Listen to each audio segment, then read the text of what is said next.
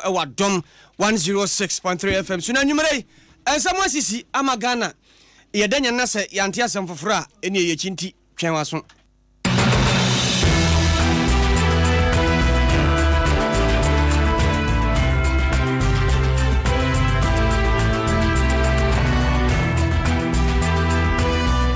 Anumre sama de badia animu bi ene se yenuanom a woni adi demo kire se onimonyamfo aban bagben chopa wode baye no osomu enye yie na yebekwa akwawe se mahama bi edi breaking municipal assembly court mahama beni na meka sa chechirefo bi no mateto wonom se woni adwuma no enye o enye kura yebebo wuram na yakwa kodi nkomo enei abetodwa ese video bi ni na monte so akola keto odi bemfie mienu yede ne nwa wiemu a te se Roma aforbo mu adoma eno no positive kire se ye penkofo ache won na papa yi wo se ne ba kwa akohwe bo se de wasi abo akwada no ya no hu ayem be hyew ebetodwa ese achechefo bi a wo mako school awie na akakakra se apom ntoma so mbekira de ye so mu nkotro so hwebi o maye ye kire bi a empanifo edo ma no kire se wo nim won ba bia na ban ade hihye bi bai se car dedefo luxury cars ye de fort ebo to so to ye de guso na ahyan aban ka se nka ho no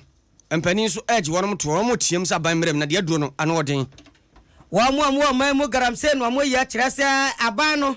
hihye ya wo ye no ahwe se eno ma deda na kwam no wonya ne tentem na pipelines ne mu ache dodo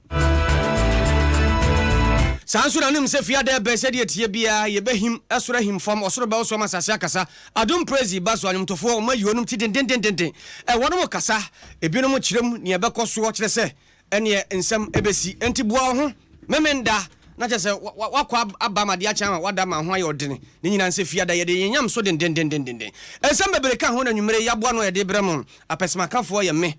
obri yaboa fentem fremene nana ejeyi obirimpon CP afa yanye bre na kase no ye munwuram achiame hena bedi akire otosumie ne o man mu ahye badwa fie eyonimonyamfo Kingsford Smana Bagben papa yi ena ne ho nsem agi ntrekuru ntre ha koframantam so okobɔ ntoa se de ebe ya obagina tomu na afa ene andi samanyokuo no wato abama na amana kotu franka na ne kasa mu no okansem bi ne nipa bi anye wone de tiseme kasai ene aye den ma Ghana for titi bi ma papa yi a ene o friendsem trofo ene so won nsem ka de di kan opagana fo nyina chew abra asem ne ba no otu kwan no ni mayim enu nti na akwakoye se na asem na ache nyesa ene tie na de wo kire mu nie asem no enya na bo apayo se bi obedi obi atem na asem na wo kire mu ena ya num bia empani yie amanyosem mu wonom ne nya adwene pese egu nani mu ase ene wo so asem no ne ti ne nan ene wo posa fraye to peten ye ma wiase nyina obi ati bi ene wo mo ahoro ne sentoma ma na fise fita na ade no wanya aka enti de wo mu ane se obi bia asem kan ye ekoti ano no wo mfanche Ghana fo nyina nso mfanche na ndi samanyoko no mfanche ne ekoso bia no ehon so bo no wagye atum se ye mfa emo no. First of all, I wish to apologize through you to all Ghanaians for my late response to the issues raised in the media. It is because I had traveled outside the country and not because I was insensitive to the feelings of those who were affected by the misconstruction of what I said and the deliberate misrepresentations by partisan activists for political gain. I decided to cut short my trip and to come personally to address this press conference because of the importance attached to the issues raised and to assure all Ghanaians, especially the Ghana Federation of the Disabled, other civil society organizations, and the NDC family, who, by one way or the other, felt offended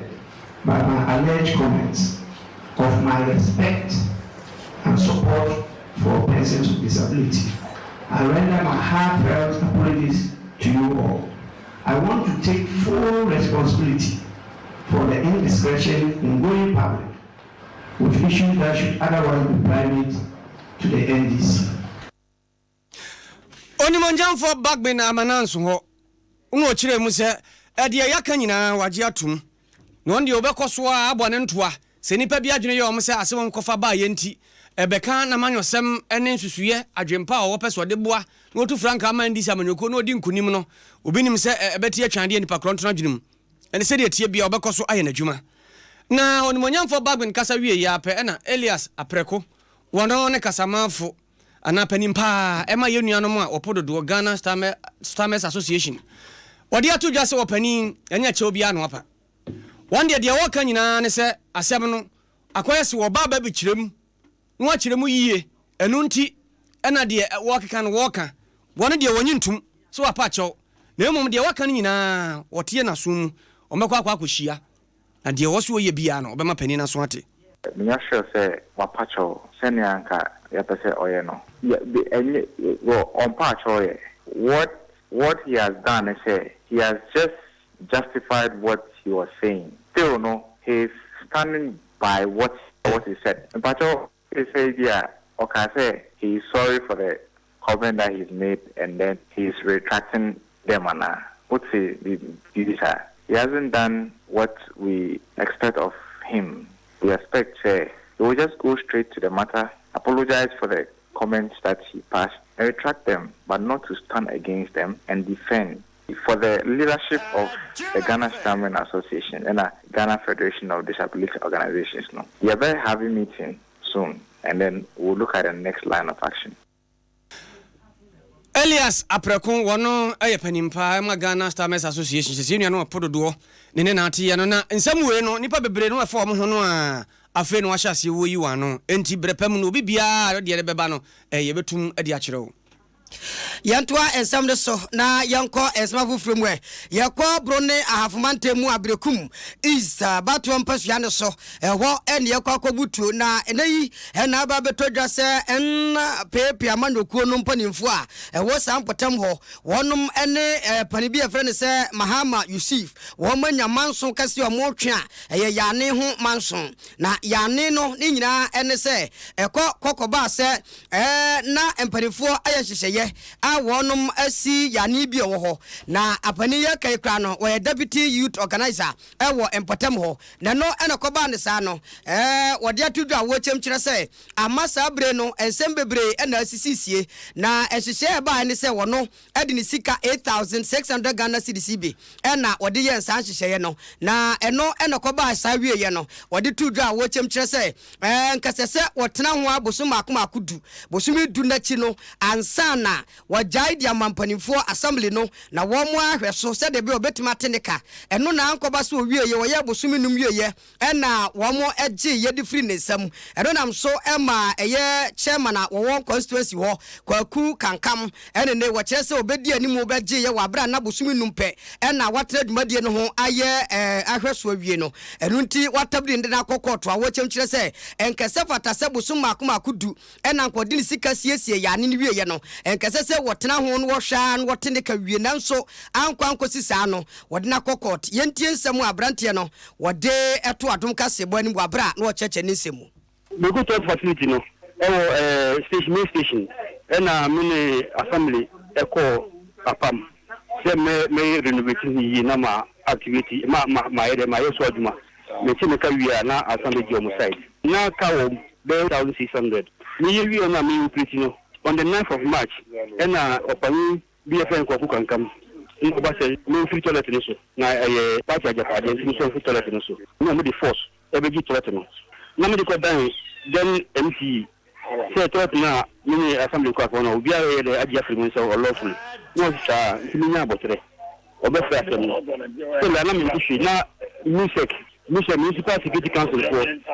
na so mi ko to mo ani say dia fini no fra asem no kan still kankam say onye de on tiasie na me diko dan the regional minister on so mi abotre na obede shaka asem no ndumre so kwa na eko isi me ko say bia na maybe assembly no ni kankam na ye wan omoji ade na fimi sama emra so ho na me diko emra ni for say die asini nti mesro mo majapade na obi ede ija fimi sam misika wuma ni operating kamati mita sana mo abeje but obi abeje fimi sam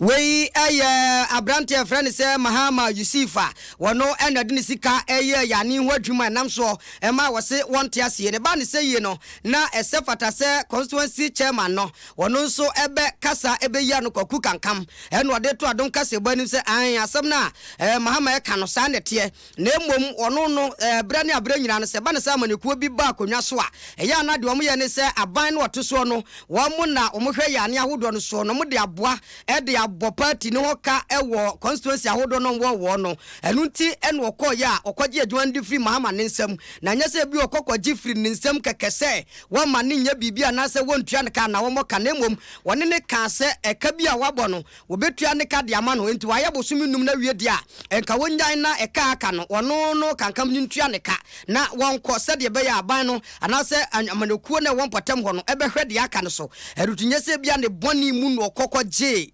toilet no every nisem public toilet na wo brekum no omo acheche e di ama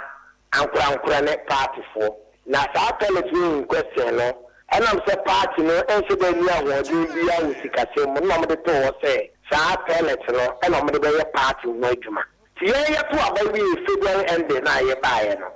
eni ye so wo me hand over na hand over ye bo mo na mo ma and we took steps say ye de be toilet no because yes, a party, but the MC insisted. Mr. Sanko for Lucian Minaye, the MC had wished to say, come by executives. We your penny kwaku kankamwa wono no ye constituency chairman e wo Brekum East abatwa mpasuya no so na yedna kokotri nyina chi no oyina no kire se de ntia otu sa na mona no na pani okasa e de ma Brekum East abatwa mpasuya no so no wurumnyamfo Steven Asamoah e de atudwa wo chem kire se sohwemu a na nkofo keka se document bi nkata sembi aye forgere en wo se debe forgere sembia mamu de se so mu ye bia maye enu nti enhihye nyina eguna kwaso kan no na e kase grata bi eni ho but the contractual agreement na e egita me something sia and this for executives na wo kase omo say they were in the omo ni si na wo constituency executives ni no omo na omo say omo chat ya na contract bi eni ho no omo boa omo kase na nye no kure enti assembly there was document I show say the toilet facility no it belongs to one issue to Mahama and no one else. We did an assembly de obi akwa pam na se wo for a tie ko toilet na one se Ghana se dey we are the rule of law na area ma na se ko dey here to say the ma that na Nigeria say etwa Steven, document na a fast contract ya moken. Da be na sign document no. Contractual agreement na start on 2nd October 2017 and ever ended on the 14th of August 2018. And omoko CZ toilet on the 9th of March 2018. Enti we ya pani okasa de Brekum East abatwa mpasuya no so Steven Asamoah eno ne nua be ma Felix Apau edin komoyi Adom 106.3 FM Suni Kasiebo Is Naket anwumere bia ne aboa no ne de atoa ba bia wotie bia Facebook live Adom 106.3 FM okọ ho adwenkyere timi de to sanso na www.adomonline.com ya boa no se tie ne no kura bia wo pa kenkan na hope na obenya no yantu mirika yamfa ya ni nkyere akyerɛkyerɛfo akache enka na ne yɛse akyerɛkyerɛfo makatua wo soro tini etiche otimi kyerade na tade kura no wasia ba ko na ni apa afi obehia ne mpaboa no hwu acha machia ene de omse da bi akatua no ahia ye nyina ye nche ne pepepe na nanse mpani a hwehwemu bi de abetu dwa se afi bia kyerɛkyerɛfo bɛsɛ mpem so ene ogya adwuma no zansa kwada bi ne ebisa anse kwaku ina de adwuma na abɛyɛ obi aka bia wɔhwɛ wɔsɛ medi teachers na kyerɛm adwuma pa bia makwakoyɛ na asɛmu ya hwehwemu ya bɛdagye kyerɛ sɛ akyerɛkyerɛfo no bi wɔ hɔ a wɔnom se wɔm kora de amoma ka adwuma no mu a akɔyɛ mpem so pɛ ne sɛ ɔmo wɔ pɛ ana wɔm ani gye ho sɛ ade kyerɛ no mbɛkyerɛ ntia nkɔmo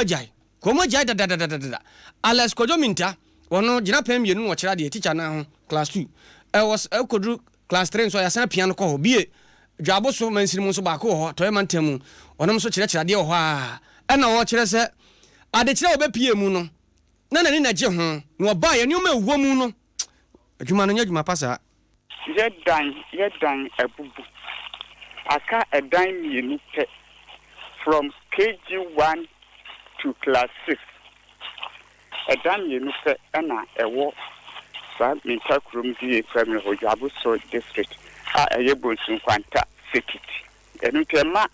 adekire enkoso ebra ye dan no so epae no ma ye bus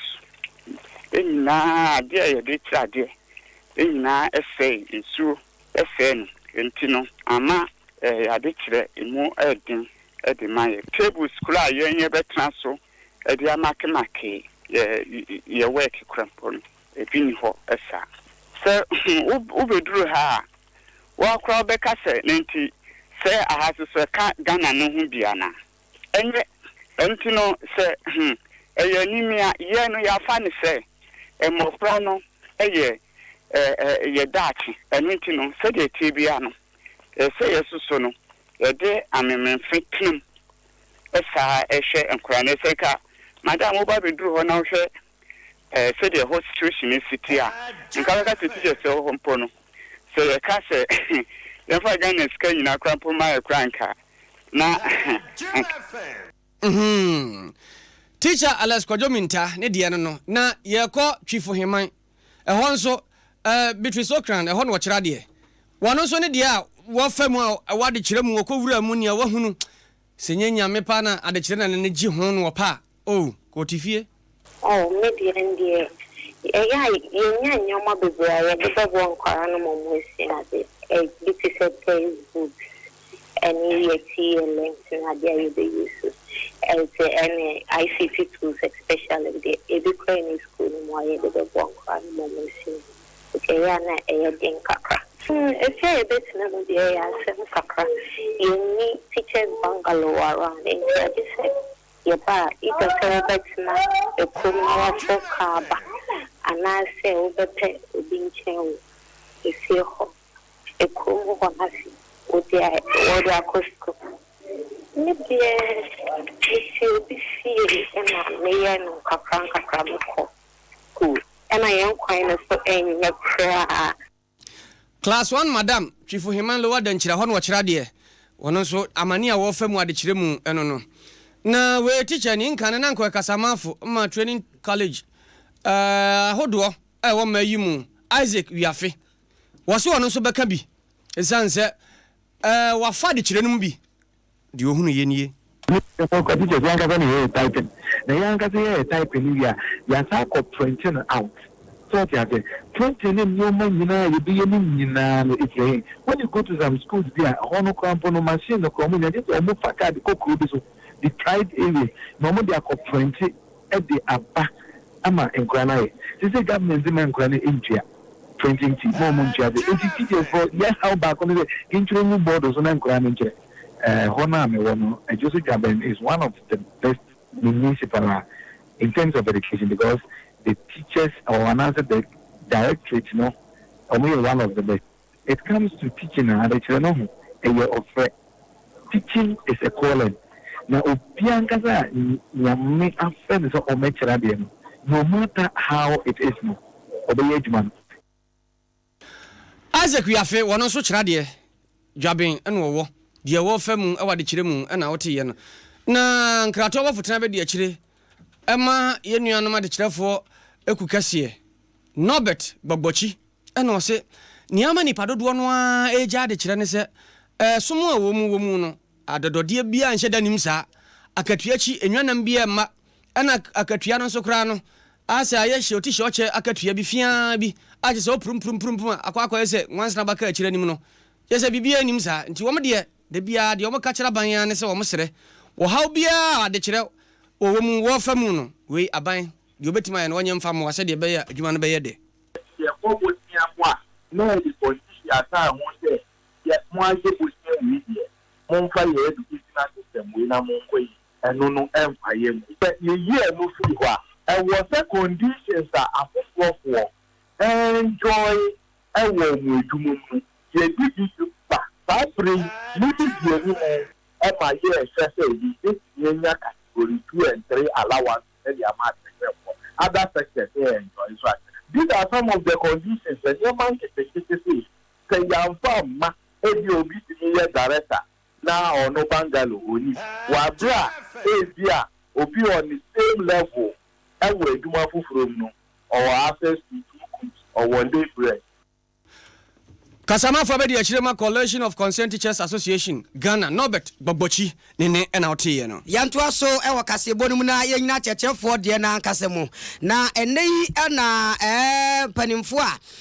omafa entitiem sonko na nka omo baba bonten ababe kire yema ene nananum keto yade na afekura na nka yebepo mo ho ntoma kra no awie ye Kasiebo so de tumanim ese omahye ye kire biase ewa asantema tenkro pokumasim na ni nyina ne se omo se omo baba ye ensohwe bia ye National Teaching Council for ende abase womunye eye license exams bi na no na adisuafo amaba bonten baba kira de kire se sanso no a ye de abesense omukom se ya wa no enya de se won betro ne atwochena de omo ka gina so kra ne se womo ate se enso bi baba koso saa nanso womo nima de kropotem kwa akotro ho sohwe ye hu ye nka adisuafo de ke kwa akotro sohwe a ebia ya kire ye a benden enti enum no ne akoyi bia ye sohwe ne de ma ba we no kire se ye nkire womo hwe ye ma womo nkrata bia ene ma womo bibia kire se we ye kwa akoye ho sohwe enti ye nkosua enu tu omo nko enkoye bia fenso omo de atodwa kra kire se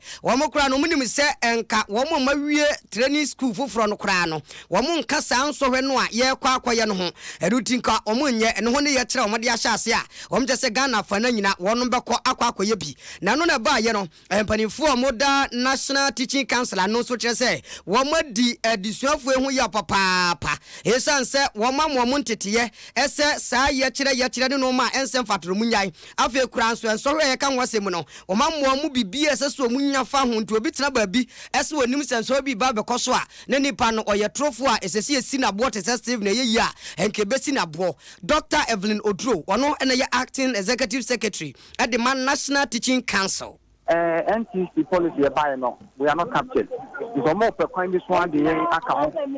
We are nearly 20 years no, we are not captured the policy. But almost a kind of one the account. The kind of so any 24 can. No more can say movie you leave this you know the big according 24 chance say obey. Look, we have come too far. Ghana is dear good. It will be on my come. Enti wei eye branti a wono no ene di mabunu yanim emo amoye saa ye kire yi a eno sensem ekotwe baaye ema ye ne mame eye Evelyn Odro doctor Edin komofa ho eno wo kire se ade ya branti eye no wo maduom ho ya papa percent se de omo ka no enye no kure omo de gu omo so achi aye se ya tenso ente na ya bo ho dawo omo eya we ya call school ya de bia ya chom website omumu abwe ashe sample questions kwa ya de be exams ya de bia to ho emra kwa me ko share omo ada na omo ka sample questions no ho asem se omo nsaka enti no omo a eye dede no omo se omo ye friends of teacher trainees na nenim nipa ko ta omo ye ne omo ye no ebro enti aseso ebe man krofo kra ebisa se edience tie pa ene de mass ankofwe e wo training college wo na o teacher for be dede wa bonten bra ye fa no mpo de ene oba mu a ede na obeye it's very unfortunate very unfortunate kamimami kan bi no obi a wo ho kwan se abibi wo ho a won pa utimi ese wadwe Mami atini kan Dr. Evelyn Odro ono and ye acting executive secretary at the National Teaching Council and odimu aye de abre emrantie no na yento aso na yenko yanimwe so behwe a wo man mu no hyehye aba betodwa ss small scale mining no abani de hyehye tudwa se obehwe se obemna twentwen ne na se kakra na ebrepam ne de no manyina gugugu na kwan mu a wo masan so ahyase ye wo ne kwampa so se de be ya ekwan bia na ebinum nam so moye small scale mining wo kremu a nsuo se koko se abene bese no wo behwe no nyina de afiri ho ne kwampapa so na no ne nam so me ne kra no wo mate interministerial committee bia badoku a owura professor Afrimpo Boatin da dano ehwe hunu se ahyase no wo mo hyase bibia beko kama ende ne nam so ema Ghana National Association of Small Scale Miners wo mo ede atodo mo sere se wo sere professor Afrimpo Boatin se we de 10 ajak Taiva cross no ya immediate kyerɛ wɔmonye na ɛkwan yɛ ɔmbɛfa so ɔmbɛyɛ nhyehyɛeɛ na saa small scale mining no yɛasan de aba ne ayɛ ne kwan pa so sɛ de aban ne ka no wɔnyɛ ne ntɛntɛm sane sɛ yɛtwɛn ne nyinaa no na amanfoɔ ayɛ ase twa nkurudon ɛkɔm ɔde nkurɔfoɔ ɛruti yɛnyɛ ne ntɛntɛm paa na wɔde ato dwa wɔkyɛm kyerɛ sɛ wɔn nso ka sisu dua sɛ aban ne hyehyɛ bi ɔde bɛba no wɔn bɛhwɛ ayɛ ne kama sɛdeɛ ɛbɛyɛ a ɛnkɔnkɔfa asɛm foforɔ bi ɛmfa ɛmmerɛ wɔnom director of research ɛwɔ saa National Association of Small Scale Miners yi de ato Adom Kasiebo anim a wɔkyerɛkyerɛm kyerɛ sɛ nokwasɛm wɔn mo ɛtwe aban no paa sane sɛ de aban no aka ne nyinaa no wɔn bɛyɛ nsuo ɛsɛɛsɛɛ no ne nsase no nyinaa wɔn bɛgya ne nyinaa nti aban no mfa nhyehyɛ no mmra tracking of devices, excavators, and vetting of licenses. And no man, I can never say, Omoka say on the 3rd of September. Nanki ever say the ever started on the 3rd. Now could be that say. Now, so Professor from Pompuati on that committee, no Maya regime say, it may be one committee and Shannon Temokrana, a be a Brian Mokrado, Mabina, a Lusa, and until I will say, Yan in Tamaiba contempt, delay and be my bit many room to operate. And then on now say they are not some other to be na Ghana for any abiding who said the kind. Yet I bias say why I should to crew or the shame for 18 and Wakai now the road map number. Now if you quite fast was our road map on so a moon woman, you bet me and bois, Nayako Jumantem, and now for Ghana force when you regime say. Ojakopo ya dom ne left saban we ya sa no mabone na ganam se fo ne nya akwanyam rebi atwam koye no enya GSS association ne bema kwan bio Orama Gizo Penia Waya Research Director Edema National Association of Small Scale Miners and Yatinin Canano and I mean why Director of Operations Emmanuel Irenchian so dia tuja watch him Chenina Bine Canina Bebuan was no mobia coco swans as binmoa yet yammy man crack Kahubia Massa mining home Mabasa Basani Cosuti or Mutu no manina yenomina ko enkojin tumnomunum abua kromo se beboa amasa hyehyia omoyi ebekonkan adwuma me na ma yenya de go da ko tumfo ne ada ahemfo no de aye omo anyi ne sa won no na company bia boss concession na obi aye illegal miner adwuma onu so oni man again concession na last scale funa agye no edo so do wo hwe oman mu nyina ba bia yetimi man ye bia mu 90% last scale funa agye small scale food there less than 5% enti no se bi obi crap person onye license mining crap bia e difficult so obenya ba bia aye enti no okoshe last scale ba bia na oye bi eno enti ne ya ka kire ye bodahuro ache illegal miners no ese won koso no amra ebi ma bapa dodo aba yeguso identify my register ebi muso eco training ni bi e o UMAT ani ade nyina ni nyina ne se ye ne aban ka se aban be release land more na yetimi a training o made o ma baby on betima regulated mine na aboa ye nyina because ye jam mo saa two things ne be see mine no be boka e di sika mo prison banga no dey atata o e na two obekoso assess environment no nga obenya wonti adidi ma prison banga da nchi o mo no obekoso assess environment Emmanuel Renchi Enchi, Director of Operations, Adema, the Ghana National Association of Small Scale Miners. Adom 106.3 FM Suni Kasiebo no said yatienwa na yedi egu ha ma na enche yedi yeni bekire yeni krom ne yesi brichie bi yabo yebeko na we Michael Amponsa osi yetiemu amanone yeni hwemu krojen aban wo se papa na wo se okasama Starmers Association no wonkan ye ho ye kasa ye roso ti papa ye kasa ye no roso so bi na abon pa wonya ya ji atum opa ye chewa yate won roso won kasa won kasa ma ye yemfa ye nkire ye ndi yesi akonfuramfo bia ma omhom ne so ma edwakese ye wo ye ndi no akobɔ wuram ama me kasa watututu ama nipa baako we pradie mu odene pa bambofo nso ate agum na yanko Elias Raufo onkohwe anya bia sai ana akwakodo Elias boyemu yesi akonfo aba ye ndi senate. All right, I will bring you obi ade pem kwa nyumre ya mu na mamu amienu o mote moto so a mu nyina kurakura tu ade wo mani eche mo yendi edwam na ebra o mokoye no opini bi owo ho no ma ono no djuma wodi ane se wo sense ka bia ukura wo dollars na akodi cedisa no akono asesa ma osa fo no bi na mo ko na nka mo target sa opini na ebra o mokodu ho na tututu o start here o tututu pain no nti opini ni etimi eyi efa ho a tuo no ekoka abranti bi atisia no a mekete o ne tu aka na mo omudi na kwako pima we yendi ayan sabia woji ayahwe na me ye se me ne police commander be di enkomo chance se sia no ne nsa enye ntimi nka asem ni nyina yi na mo de kaka wonim efa ho ne se na mo wo ye di police station ho e na mo start o mo tititu no nti obra mo family kan kodu na wa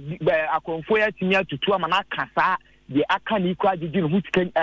sky wo nyina gigi atimi adwane anya de se wo mo edi wo mo nsa atimi aka ye wo mo bedi saa anyambra sem nemom de obetimi aka chen se nhwehwemu astata ekoso nemom de onda hospital no wo bo anan a wo de ekwako pima wo yendi municipal hospital akwako hense ne dabremu senate na ne kasa emu kyerɛ sɛ sia ye kasa de omuntimi enchi obia na de wopra no na omo hese a doctors for bebo modern na yakopon so aba beka ho a ometimi age ne nkwa ade ama no na sia ne kasa de ati oyendi ni yo Elias mo ene nkra wato abanti mu ani ni akiri ade akye a se de tie bia foforo bepiem na wasan atom nkra de abre yen yendi krom ane ekoye no posifo ba kiri bi pe posifo de omunya ka so mbecho Elias Rauf ane wato nkra ba ya kromfo awie yi a mnantua chese wo mu ani nso ade tamaledwam nina mu akoduta yendi ho na makopa kro no abo na yade ani kire nkwanta mansinu nkwanta na afo mansinu papa ya fɛn kofi kono wanya mfinhia aduasanum na wadie nyambrasam ne nsamfo bi a ɛtan pa ne mamienu baako ade Francis Kofi wanya mfinhia enkron ana Jones wanya mfinhia enson enkwadai bɔne a wadie ne sɛ amanfo bɔbɔ no ɔmakwa akɔhwɛ bi kyire nkwadai yi asa ne nsɛsofo ne teta kyɛ sɛ wabo wɔno mbrete bro nkwara no ama tebi omu no ano ɔden pa ata Joyce ne mane nkwadaa no ɛna ɔse ade a ne kunu na yɛ no kyɛ sɛ wɔhunu bi da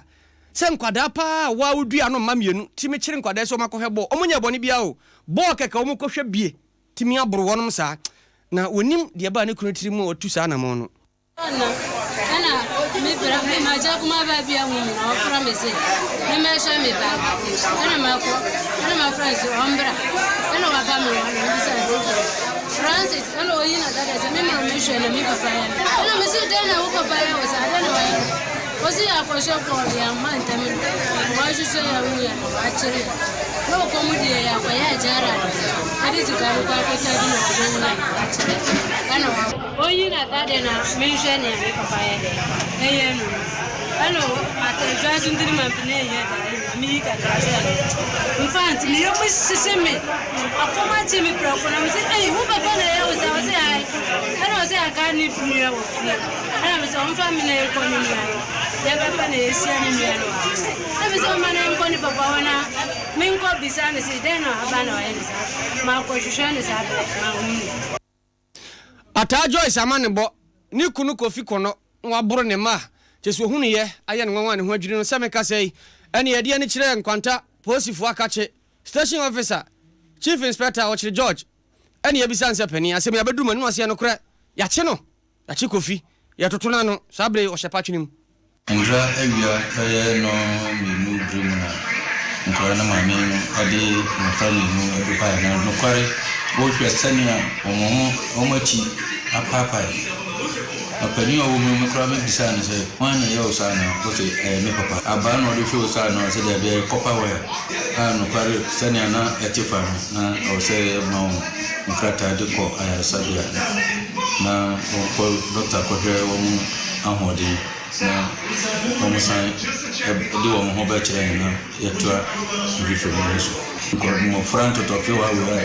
ode wire pa to me bro no ani ma chi papa o ba kire ni ayo ba ayo na ayo wo fase na so ntimi tira no fa ho de so anuntina ADP anso ade sa domestic violence office aba masre awofo ni na se obia so wabufra edin samoni bia susu se na se public the general public no so obi atiti ne ba na otan ba ho fa ho di bi susa o ma ya sote ya be so sa ni panu na emra kire no e de ato Chief Inspector George Ochire wono de wone kire nkwanta posifo atena ye ho a wone ne pani aja ene wodi ne inspector ho ene wabom akire ekwan ya omde kono fa so yanko animwe na yanko ensem a fo from pania wono na akopie posi sadom no mu a so yeah no cyber crime odano Ghana Police Service no Chief Superintendent Herbert Gustav Johnson and what is what to do watch him say no kwasem asem bia koso wo man mu a ono ankasa edinani ede hu bi na ha hwe papa na de koba ne se abrantie bia kwala bia wadi mfie be mienu ena yedena kwa asori dan bim asoda ne de kwa na asofo yi ekurakura mu ena na wofo nso eka ho bie na sia yesi enwanya kwara no wa asori dan mu a kire se ya sori tirinwi ene ye nwan no a tese nkurubuo anase David Abo di kun Goliath ni bie no ano de papa and the social media no so nyina no sanfo ni na nam so na obi obehu bia no atem se boy asembe na sie esense se wode wani hu bi kwanyi asofo na so akora ni tirinwi e wona pampam na wo nwanya akora no te se de obeto boba akone no a na ede pa ane da fam a wasan de ne twitwiri fam eye no ma hodo bebre a eno no in the name of se osan yadeo se nso homoni bi na aba akora keto amfie mienu no so ene wo tuama no prayer camp wonte ase na no ne ba ne se ye no padodo na kasa e kire se no manye yetimi yenim se ya posifo esori tia sa no ma bi atete sa se yetieti obi fa hodie so obi yakayaka de se yi akola ketoa emfie mienu a onim hwe no e bi asenka onim de yema no ho na nkeso ya ebi ankasa bia krankonko ntino sama mi bi de ne bekoho in the name of bibi na sofo bi nso in the name of bibi aso ne mu aya akora ya petepete ne sa no ha de papa rena nam so ema police pani dia tudwa wo chem kire se sabra mo so o mahu sa video na nanam ne bie na mo tuo na mo bia srese ekwa bia befa so a asore no asofo eda no awofo ede akora ne koye ye bechi wo mo na nhwemu mapa akoso osi adifo akache no ese eno so ekoso na opani wani enu abema for example ene di nkoma a wo kire se wo mani didada ho a mo kache Ghana fo nyina so se so wo information bia fa asore ne asofo no ho a ma posifo sanka ndo anajo ana nkwala na ba ko edo my attention say na ni ekoni na medwen ho say my instructions say we dey ankaye dosu for asem nanso anam za ba cyber space ni nti omon study video ni ye na hwe say dan pa na ekoso because me hwe bi no in fact menti mi an hwe nwie ahomte pa iso akola tirima ma no so ye dane no na mo me sure say Ghana for bebre so ehunu me besere ni say enkwala yenyo musa ena mosu emra no kura se akwala ya boni po a onfa ne mma bedwem nti publication of any information on children na kasapo no boni IT amra e wo Ghana Children's Act na kasa ansem we na nti me mama instructions se mo track na yen hwe se ebetini achi onipa krona ade no so ekoso no na amanfo ewo ho nti yese Ghana fo se obia nani ebe no wo ho bi a onim so fo krono ana akwala ne maame no omaya so nti ntimi ma akwala so ntoto no sa physical abuse and physical abuse in the Domestic Violence Act no ewum a kire se ntimi physically abuse akwala sa nti anono de etiamra we pania wanono cyber crime ewo police ajumakonum wanono eda ano Chief Superintendent Herbert Gustav Johnson en yetene kanano en wade toaso bia mu chemkire se no kwasem obogana fo nyina kokontitre asofo mashroomfo na tra TV so ne aso obim na ye bo akora baye na sa sanfo sa wose sa de no ekoso wo TV so no ye hwe ne ntwa so sense omudo omumra ne be adwuma TV by TV on be monitor unnim na so ate asore ekota TV so abobo nkwala mienu nkwala mfie mienu nkwala mfie miensa bayi a ye be chiwo na Ghana mra ne tia ene wadi by Ghana for na swati say section 39 of the Children's Act no ekire say nkwala ensem no yemfa nto abontene nti akwala ye boni po anensem no emra ne se yemfa nto abontene se would de to abontene a emra ne ubedi nti asofo a we ye beyifo ana we wa we ni passe akwala bia ye se ne de information na to abontene nia na degem de no kra de no nyenyenyenyenyenyenye akwala bia wa ye bonne de to abontene emra no timi ma 10 years minimum nti adegem de no kra de no emra no etwe ane oni akona so isa de no yenjai na sisi ayesu ya chiwa yemfa ho nchaw nti amanfo entu omofo ne yenjai emra wo kroimu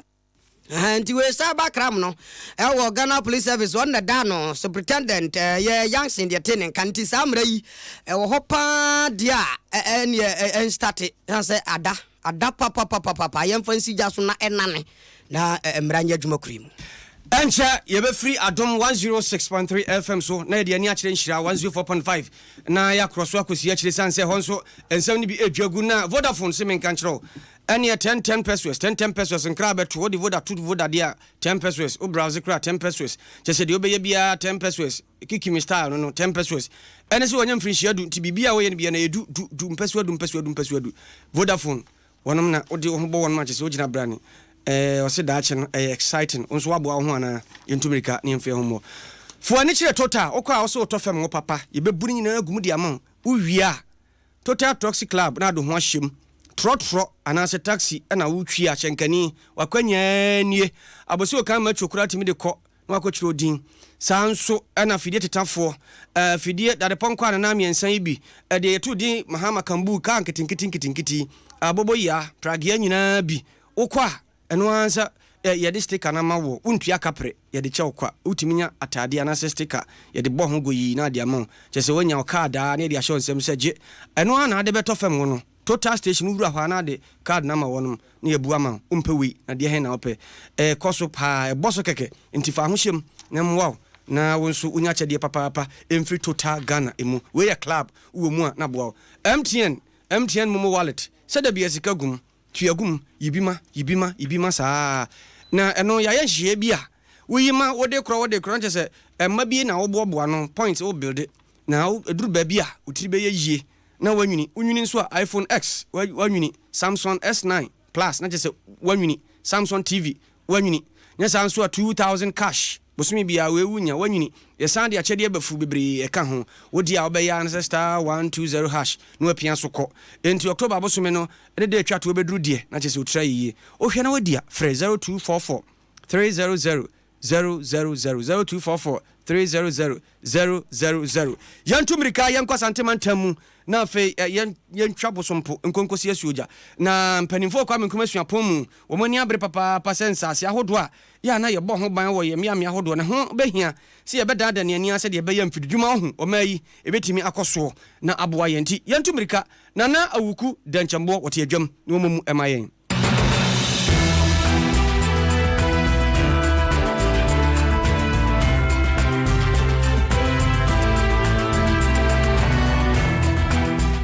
Nana awuku danchamboa wote yankani yesomwe na fe bom ema yentie wo yaya krado yetie wote yankani yesomwe na fe bom ema yentie wo yaya krado yetie Nitimonka enitima somo wa asantemantema hinkro kumase haye nshira 104.5 Adom ana fenso asempa yuno se akankase ana busuafo masuguso amutie no waman Ghana ohaba kwa yefamu pa eye langard nsensema na nsen ebeto dwa nipa dodo na afamu ato nanan ewo ense do ye brepa ena so masisi ampanfo etnase akwade akwadwundwumu pa ye hihye mapa ebeboa ema ye nsase a obetie yese na we wato amasemasi we nso akoto ana wakoto amasemasi ekwowi ase na kwa moja hwego ni na eto betimi atwa onim se Ghana ha ye we aban sadani asase na mom no nananum ahemfo na ana asase ni na ewo mo etimpempi ni se aban ni pasase bi kwa de bibia ane ho akwakoye den na ene nanam so amasisi ade wo payini pa wono eda art and build environment ano ewo kenu atisuapon mum wapayini owura Professor Joshua Ayakwa ade atudwa chechire mpefe se enam sesa bi yamfa hyehyɛ ma pa bi anwu akwa mu ntino ana masa hawe nyina ekoso na nya Ghana hanko abibiwan ha nyina no sa nyema ekoso a edisa nimanim ya no mutu hu anam wapayini de sanse we nyina atudwa ewo mra ne ya padwuma de bia yatu ne din Network of Excellence on Land Governance in Africa ana wapayini ejina so mpie so de sanse we atudwa ensase a ahemfoton wa ha no asan koton wa ha Africa baby abekobia etesa aban kasa ni asase yensase nyina ya ahemfodua oman no kra pe bibia gisom ne mayi bi se yehwe ni sei na se problems wo ahensem bi mu a it means yenya asase mfanye hwe enti yesi yehwe yensase sem nyina free Ghana ha de kopim Africa baby a sebe ya yebenya ensase de ama oman na tumpon ena yehwe mu a problem pa wom kese yese yenni nipa mo nimdie ensase semu a mbetimi aboa efri ahemfo nkurase de akosi national level enu nti sa project beboa ama expert omo nimde wo hu yi akonti abom atreni nipa omo betimi aboa efri Ghana has a district assembly level e de kwa kodru national level se wo experts problems ni nyina no e betimi aso. Professor Joshua ayakwade tudwa chekere mu pefe sesisi ade omani abre wo makonkoden ene dawurbo no enye asantemantam hanko a wo bekoso a abo ho dawuro e wo district assembly ahodo ni nyina no no ma ye nkyerɛkyerɛ mapa amampanyifo dada no sɛ ne bɛyɛ na saa hawo ne atepo ya yakomu e wo Ghana hasei nipa bebebe eto nanam e wo nsia do enam nsase ko wiase na langard agye so ni nyina no eto betimi atwa wei eye ensɛm a efiri asantemantam ha eba nana awuku dentembo enimedi ha ye 104.5 Adom ana afenso asempa yime no si akankase esuniemu so mu ewo enkranmame obri afenso asempa yime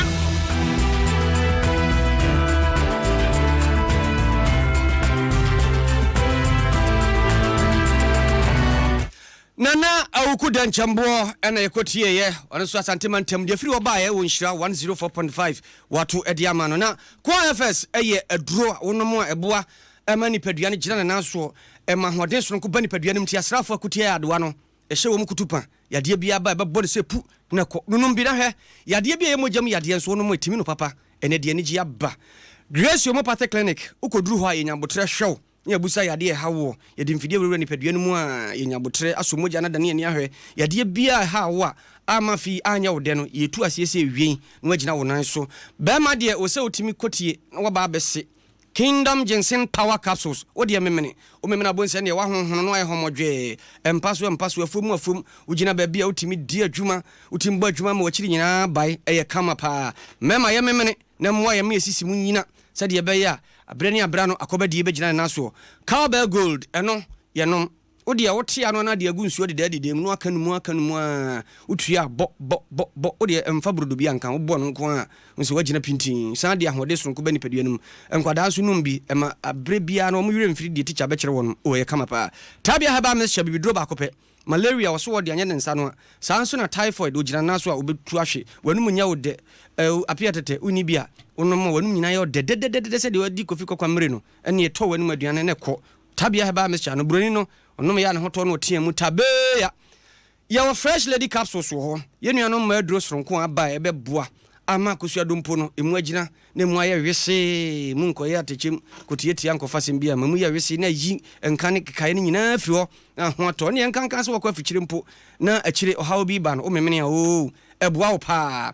MTN wo so mu akwa aba na wonim se nkrato de obia pagya ne nsa de akire wonom so wo mu gina brane behwa man nkrato akoso total Ghana se wo de hyen nam na se okobu fam wa fo ani ko ho fo ani kire ho eho na fam wo papa obebu no ene obu ya yebu fam wankasa ne gumu enya huru tubo hu sa boma se be ena echenso ansanasa bema engineum ada hoyupo enyimakwe ne kutayemu mayade Kasiebo ebrem na wonim se asem kasiye besi fiada aka na fu amiensa pepepe na de besi anya si ne nyina ne se Adom praise ye toso enkron ya boa ye ho ayede ba den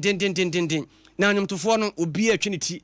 da Kwasi Mreku semprem atwiniti kwakugesi aba dan nantwi Hamilton wono so aba Max praise wono ma ba begina Sas Bossa ana fe William Mike wono nyina boa wono ho akyese eben enso pro na tade mfra lata mamu a wafru yemhyen a wo ba na braka kakra ma aduro ya Perez Chapel ho ne ekodi dwuma yie ena Mass praise o mo kyerem se sesei ahobo a mo de ba no esoronko enti de o mo hia ne se Kristofo ene wo mo anya gidifo nyina obi abeba se oba betontom nyame san so ye de nyame ne bo wo so tontom no oda ade abeche na ho hum kura wo mu bra de ye nyina ye mum tontom nyame no wo soro ngo masase nkasa. Are you ready for Friday? Yeah, ready for Papa. Ready for Friday. Papa.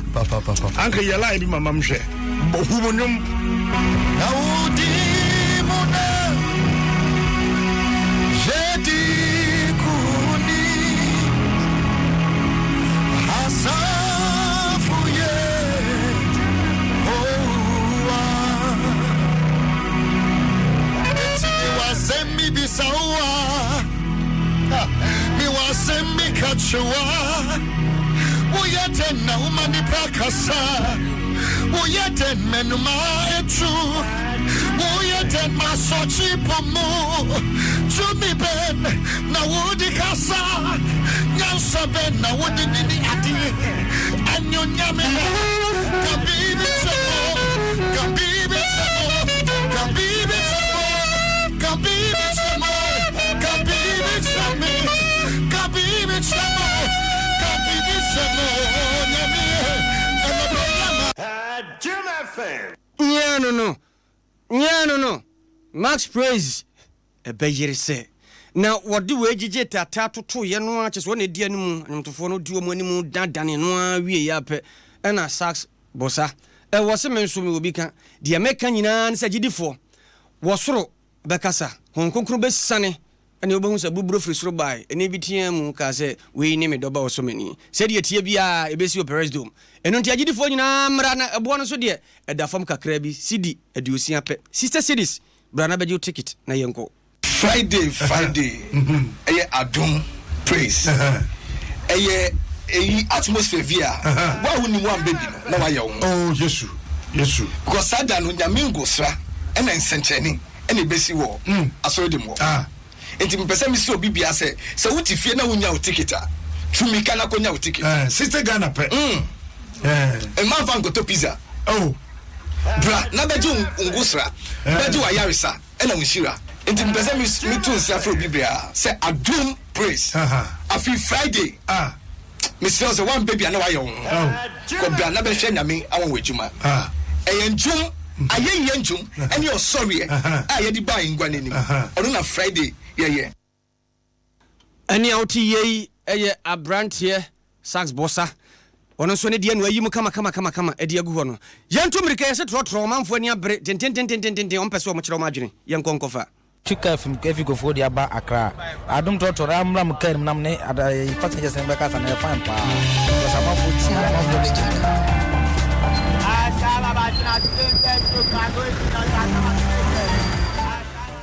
Ya toothpaste Adom and tea. Ya Kubu. Ya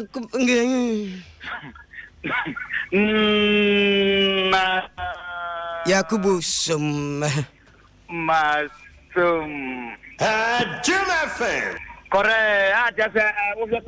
abune kadana etwene so katre atoko tanyo adasorion fulu ajibe bia tete ebi saka yede na tremu ade taka eti na blue sprint na driver no se brother small mate ni di aka Baroski amuna nda amode ko eja Kasiebo na be sra ojako e ba so ye friend Fuseni ya kwina ye ko fasu ya akọ abokogere na enyi okay ya sababa no so ma sister Kasiebo no ayabobo so na be sra ojako rade ne abayire se mala ta kwa so eja Kasiebo no ya ka ko dia ka bebre dia na obeka fa okay eja rade ne ko fiye teacher for den ha mi teacher for no o ma ke tianisa se juma mo yeso ti e tra ban na onye bibi fa teacher for ke tiano eja rade kaba be yire se ayino me tinya tadi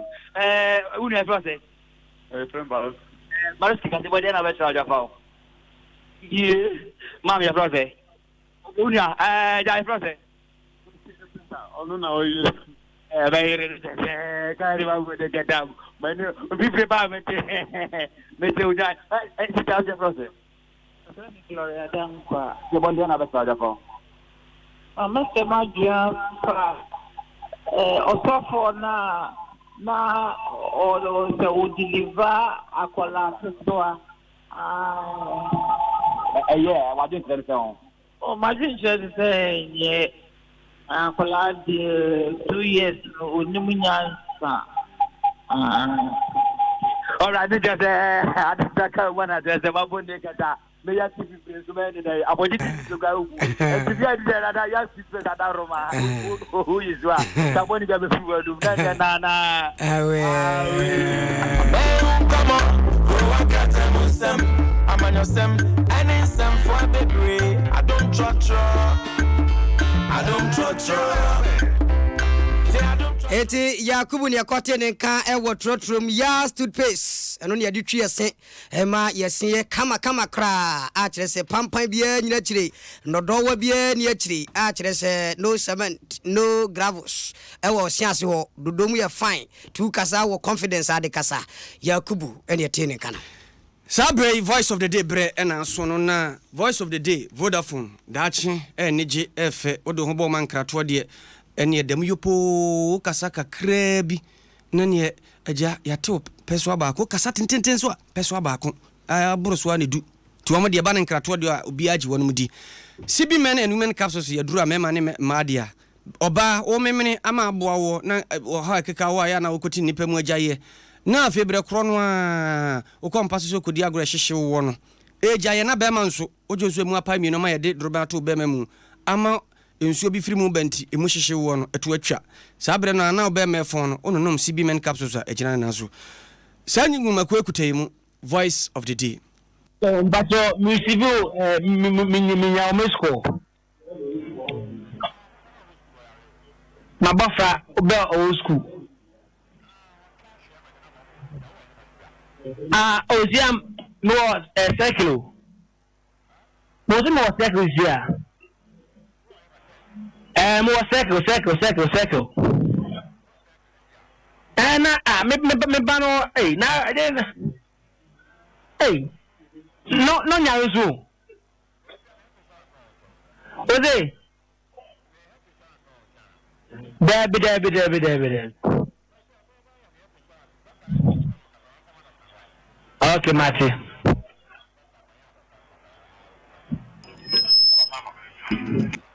Yeah, hello.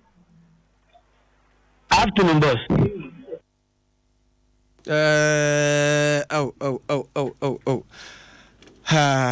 Voice of the day no. Fidie no ase atone pa ma atutu asim. Yam fancy ya.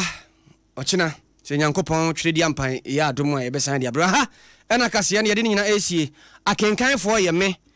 obri ye boa fentem fremene nana ejei obri mpon CP abedna gwakwasi asante asiedu wono ne bobo akase ne nyina no ema yen shine na kwa bone no gumu my kama na Facebook live wono a ena hu se yetetete so a ye hwede mamu no yesori akọ ama kokansie mrantie adura anwuno na hwebe ma ni tiri ni na adura anwuno atim zampa edin no okuma nkra ba ko amaka adura ayede nyon waka ba ni tipa ya yi ni farto Facebook live mo hwe se di tiri so ahim ni sey ye twa ho aba okuma nkra wi a abaje adwa Don't come in. 10 pesos. 10 kwa 10 pesos. Vodafone titi swama wo. Every say Vodafone did 10 years for Ghana. Achedi a woma Ghana for die. Educhem mo 10. Bibia ye 10 pesos. Ufre Vodafone and I say other networks yo. Ye 10 pesos per minute. So browser cra. Ye 10 pesos per megabyte. Afe ucho credit lodua. Unya 10 times bonus. Awa wasembe nye. Vodafone say sign for sa recharge card no amani pa mienu. Na omunyu su ne say kick me star no. Omunsu betumi anya 10 times bonus. Any gisem kese pa nie. Opese onya achede bia. Dial *135# na jiwo times 10 papa bi. And she share kakra wo ho. The future is exciting. Ready? Ato, bra make once be sembi. Agwazi, wonu mun kadi enkoyi, ada wan twusi ana pa yana. O me de ja twetwe no matwetwe me sinso o. Ene wan twini yi, we de enkoyi kura. Na me akwada. Ene toothpaste fofo na me use na. Na use yes toothpaste. She paste ni de nye na odwomu. Na so nye ni nyina na yeto. O paste ana toothbrush papa o de twetwe usia. O se be fita ma watimi afi o se obadwamu a. Eno na yes toothpaste and yes toothbrush. Eno na wiase man san nyina gya to no. Yes